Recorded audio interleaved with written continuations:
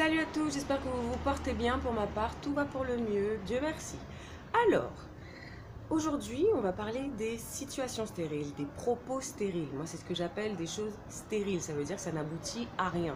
Stérile, c'est pas juste le fait de ne pas pouvoir faire des enfants pour un homme ou pour une femme. C'est aussi dans la vie de tous les jours, une graine par exemple, vous plantez quelque chose et ça pousse pas. Alors, ça ne veut pas dire forcément que la graine n'était pas bonne, c'est peut-être aussi à cause de la terre. La terre n'était pas adaptée.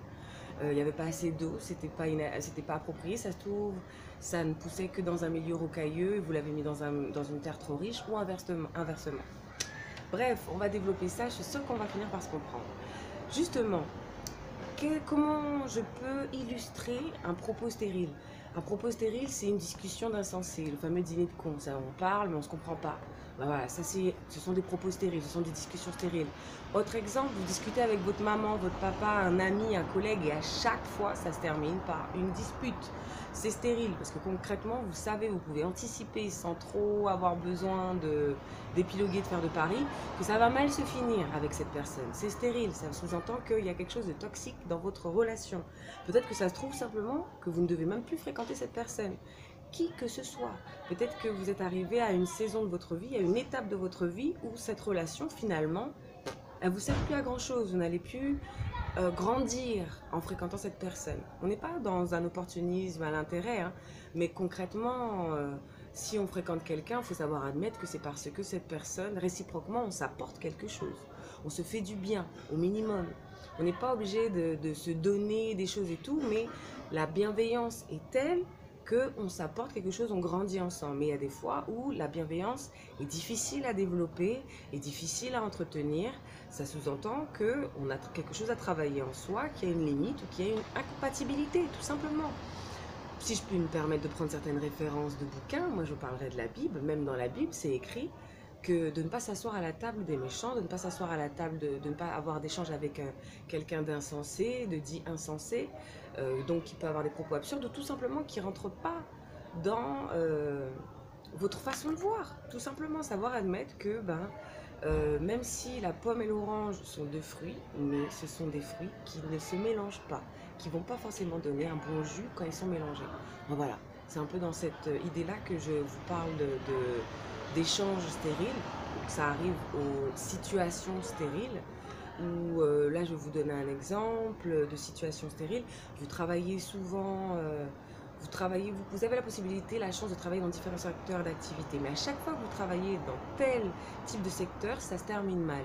Ça se termine vite, ça se termine mal, ça se termine au prud'homme. Là encore, à vous de comprendre que le problème ne vient pas de l'entreprise, ne vient pas du métier, mais vient peut-être de cette situation, vient de vous en fait. C'est-à-dire que vous vous obstinez à vivre des choses qui ne vous font pas du bien et vous vous en rendez pas compte. Pareil, si vous vous demandez pourquoi, la conséquence d'une situation stérile encore, vous vous demandez pourquoi vous n'avancez pas, pourquoi vous ne progressez pas, alors que soi-disant vous faites tout pour. Il y a toujours une raison à tout, hein, il n'y a pas de hasard dans la vie. Eh ben, regardez votre entourage, regardez qui vous entoure, qui vous accompagne dans votre progression. Si dans le profil des personnes que vous côtoyez, vous ne voyez que des personnes qui n'avancent pas, ne vous étonnez pas de ne pas avancer. Si vous avez dans votre entourage que des personnes qui se plaignent, ne vous étonnez pas de développer en vous la plainte. Si vous êtes entouré de personnes qui ne gagnent pas beaucoup d'argent, ne vous étonnez pas de ne pas gagner beaucoup d'argent ou de ne pas réussir à développer vos gains si tel est devenu votre objectif par la suite. Vous voyez où je veux en venir? Voilà ce qu'est une situation stérile. Voilà ce que provoque des échanges stériles. À titre purement personnel, on peut du coup développer de la frustration. On peut aussi, à cause des échanges stériles, développer des paroles de mépris. Les gens vont commencer à dire des choses négatives sur vous. Pour peu que vous n'en ayez pas l'habitude, tant mieux, ça commence à se développer. Pourquoi? Parce que vous commencez à développer des choses dans votre quotidien qui sont inadaptés à vous, qui ne collent pas en fait à ce que vous êtes. Et ça ne crée que des conflits d'énergie, des conflits de rapports, de relations, des conflits en vous-même, donc un mal-être. Bon, je pense que j'en ai déjà dit pas mal.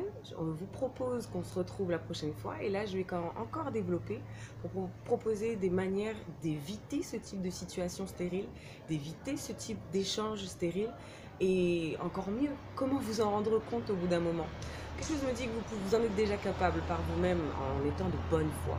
Mais il y a des clés.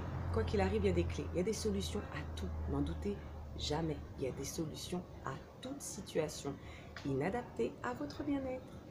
Je vous dis à la prochaine, n'hésitez pas à liker, à commenter et surtout à vous abonner, puisque j'ai remarqué que selon les statistiques, 80% des personnes qui regardent mes vidéos ne sont pas abonnées. Alors commencez à faire le bon choix. Bisous, excellente journée.